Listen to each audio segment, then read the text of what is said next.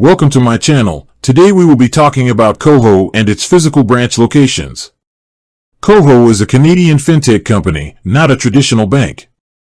It operates entirely online.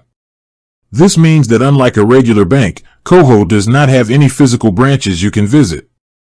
All of its services, from opening an account to daily transactions, are handled through its mobile app or website. The company's digital-first model allows it to have lower operational costs, which it passes on to its users in the form of low or no fees and other financial benefits.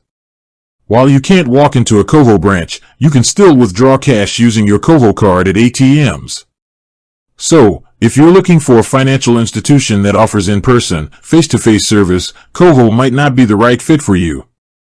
However, if you're comfortable with managing your finances digitally, its online-only approach can be a convenient and cost-effective option.